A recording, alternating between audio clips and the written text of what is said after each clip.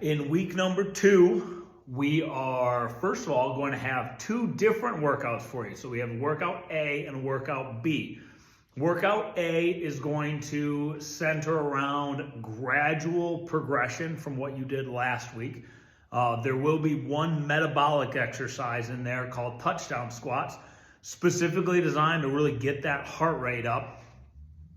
And then completing the rest of the workout with that elevated heart rate is really going to help amplify all that other work that we're doing, not only to the rest of our muscles, but as far as our cardio goes as well. So nothing is going to be crazy strenuous as far as this week goes. There will be some new movements in there for you, so it might take you a little time to get used to them. I'm not saying it won't be hard. It's still going to be a difficult week, but we're still keeping in mind that we are still getting back into the swing of things. We're still progressing. We don't want to make things too nuts. You're doing 4 rounds again of everything. So everything will be 4 rounds. We're still doing that superset of all 5 exercises. So complete all 5 exercises before you round yourself back and you start round number 2. The rep range on everything is going to be the total reps that I want you to hit. However, there's a difference between doing all the reps and doing all the reps in a row. So for instance, some of the exercises that we're going to be doing this week go up to 20. That's a lot, okay? Especially when I'm going to introduce a little more of that metabolic work for you. So what I want you to do is, if you need to take a break, absolutely take it. But make sure you get that 20 reps or that whatever total reps is before you move on to the next exercise. So let's say let's see, one of your exercises is our up downs out of push-up position, which I'm going to explain here in a second. Now, I have you going to 10. They're difficult. They are not easy exercises. So let's say you get to 4 or 5 or 6. And you you need to take a break. You're gassed for whatever reason. Either your muscles are tired, you're not breathing correctly, whatever the case may be, you need to rest, you need to get down on your knees and take a break. That's fine. Try and keep that rest period relatively short. I'm talking like 20, 25 seconds, and then get right back up in position and finish them out. That's called a rest pause set. That's using that rest pause method that is very, very common. Okay, the body loves a rest pause set. So don't be afraid. Don't think to yourself, oh, I got to finish this right now or else this whole thing is shut. That's not true at all. If you have to rest, as long as you keep that rest under 30 seconds, the body is going to think it's one solid set and you're still going to get the same amount of benefits from it. So while you are still working your way up as far as that workload, that muscle endurance, that cardio is going, remember, you can do that and still achieve everything that you're working for. Our first exercise in workout A that we're going to do this week is called a plank reach. Reach and touch, technically, but I didn't put touch on your program. So notice I have a kettlebell out in front of me. You can literally have whatever you want, just as long as you have something to reach towards. You're going to get in plank position. Now, the number one thing about plank position before I get in there, and I tell all my clients this, no matter what their advancement level is, beginner, intermediate, bodybuilder, expert, powerlifter, whatever it may be, when it comes to plank position, I would rather have your hips or your butt too high up in the air than too low.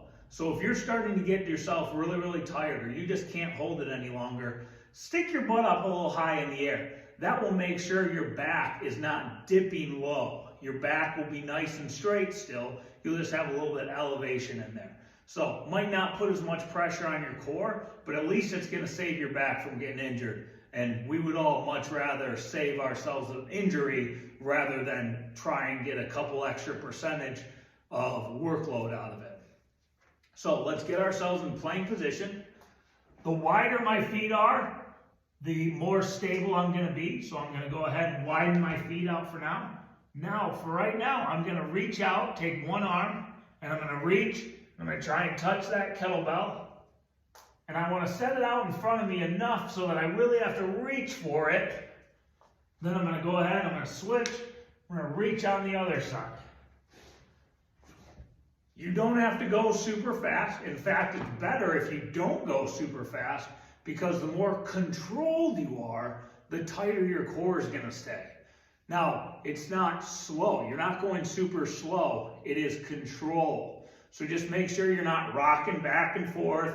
Try and keep the rest of your body as still as possible, while when you switch, reach, get back in position, reach again, all right? You are going to a total of 12, and that's 12 on each side. So you're going to be touching that kettlebell or whatever that object is 12 times with each hand.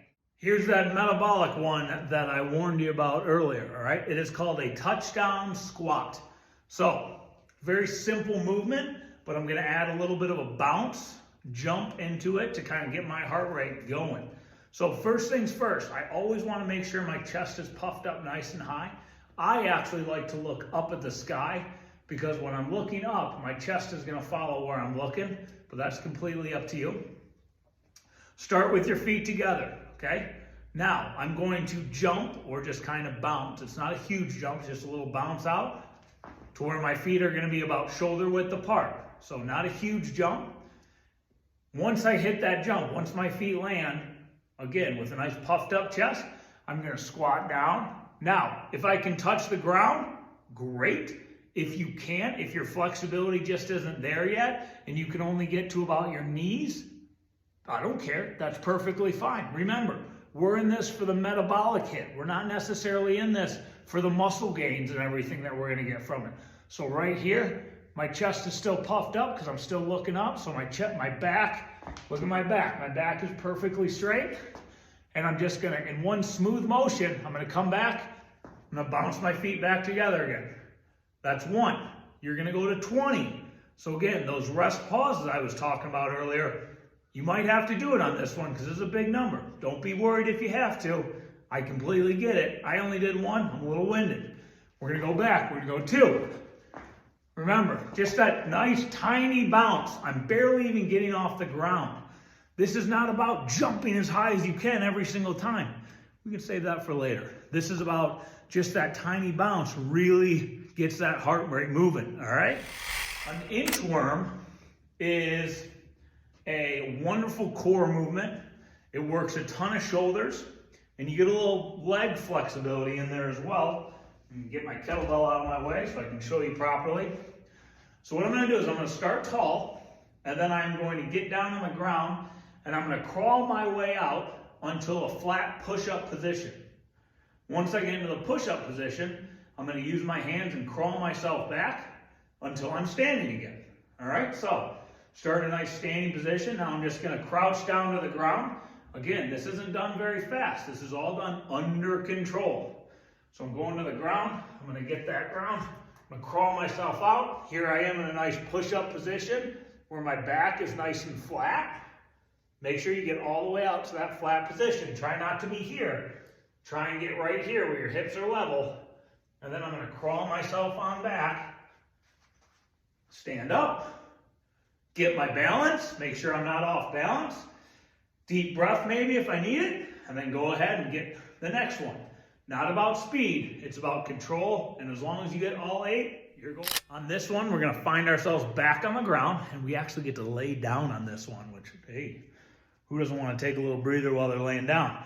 This one's all about the back of our legs and our glutes. So we're working our hamstrings and our butt here.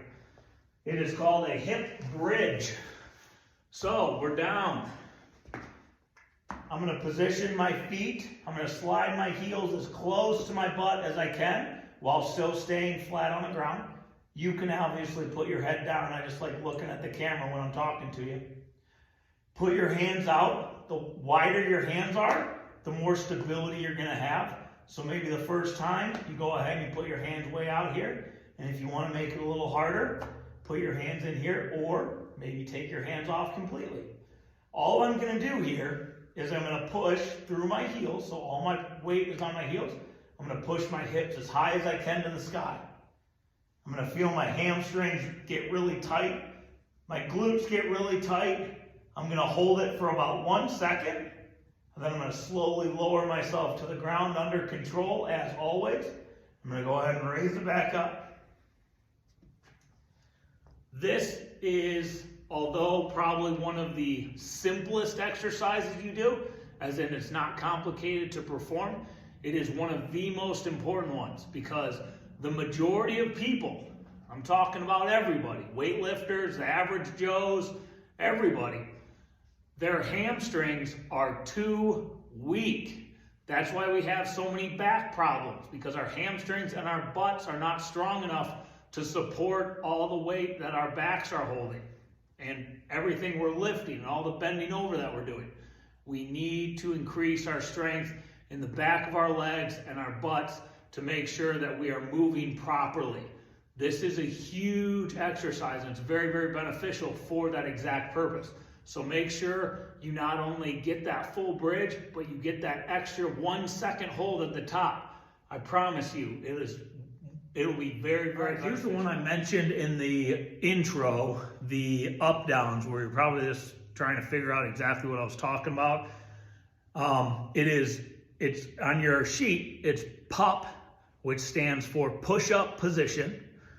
I'm very lazy, I don't like writing out the full word. So PUP, every time that your workout program says that, because it will say that again, it stands for push-up position, and then up downs. So you're gonna wanna get yourself any kind of an elevated surface, a little step, stand and do push-up maybe in front of one of your stairs if you have stairs in your place.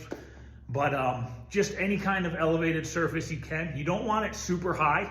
Well, I mean, you can. It'll just make this a lot harder right off the bat, and it is your first time. But you're gonna go ahead, you're gonna get in push-up position right in front of the step. And as the name would suggest, you're gonna climb up on it, and then I'm gonna climb down. Climb up, climb down, okay? Doesn't seem very complicated, and it's not, but it is harder than it looks. The taller the step, the harder this is gonna be. The number one thing I want you to think of while you are doing this is I want you to try and keep your body as still as possible. So try and hold your body as still as you can while you are climbing.